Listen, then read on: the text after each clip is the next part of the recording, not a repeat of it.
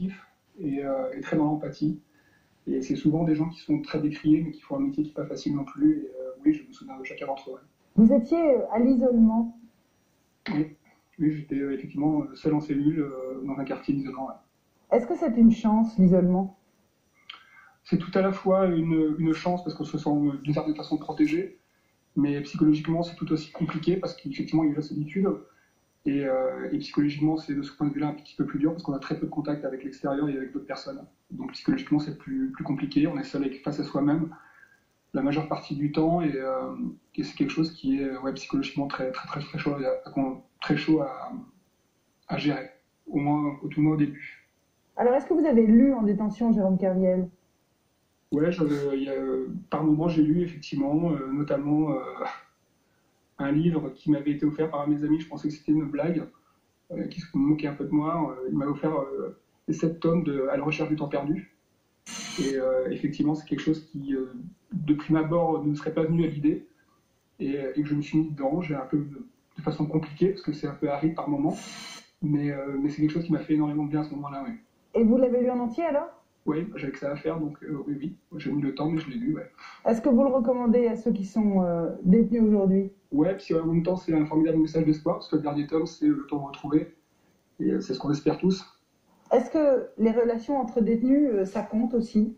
Oui, évidemment, mais j'imagine tout à la fois aussi qu'en ce moment, le confinement et le fait que les gens soient bloqués dans leur cellule une majeure partie du temps depuis le confinement doit beaucoup peser psychologiquement également. Et je pense qu'il doit y avoir de sacrées tensions en ce moment en cellule et de façon plus générale dans les maisons d'arrêt. Parce que on est comme dans des lieux en cage dans ces cas-là, et tout cela est vraiment très pesant. C'est difficile pour vous de parler de cette période?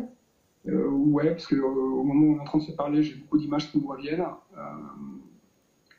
Mais en même temps, c'est aussi une façon pour moi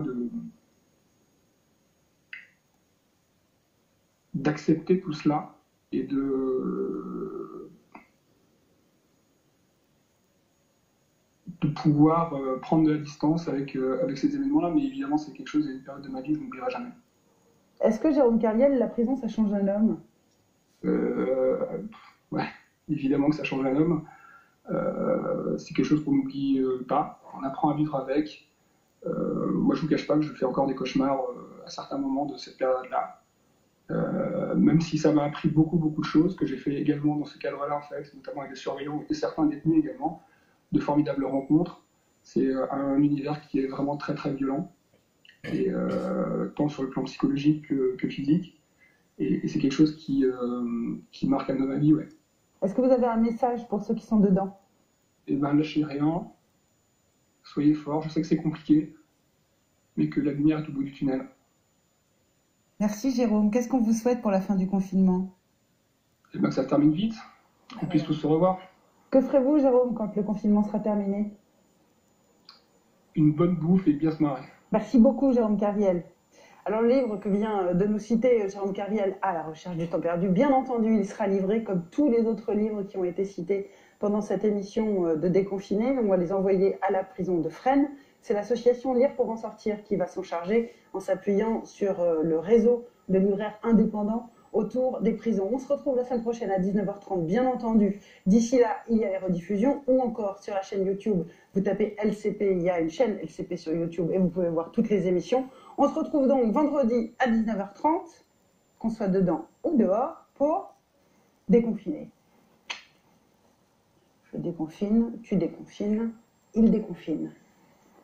Nous déconfinons. Je pense aux infirmiers, aux aides-soignants, aux livreurs, aux caissiers, aux personnes âgées, aux enfants. Et puis à toutes ces personnes que j'oublie sûrement. J'ai pas envie de vous faire peur, pas venu colporter des rumeurs, ni même plomber l'humeur. Mais bon, j'ai beaucoup trop de trucs dans la tête, alors je rate très tard le soir. J'ai ce besoin d'écrire des textes, c'est ma façon, mon exutoire. Mais ne vous ne prenez pas, je n'ai pas la prétention de vous compter le bien du mal ou bien de vous donner des leçons. Je veux juste tirer l'alarme, faisons notre mieux pour limiter les larmes. Main dans la main, mais à distance, elle compte sur nous, cette si belle France. Et ouais, c'est chiant de rester chez soi, mais y a toujours pas s'occuper. Ouvre un bouquin et instruis-toi, fais du ménage, mate la télé, profite de ça pour prendre des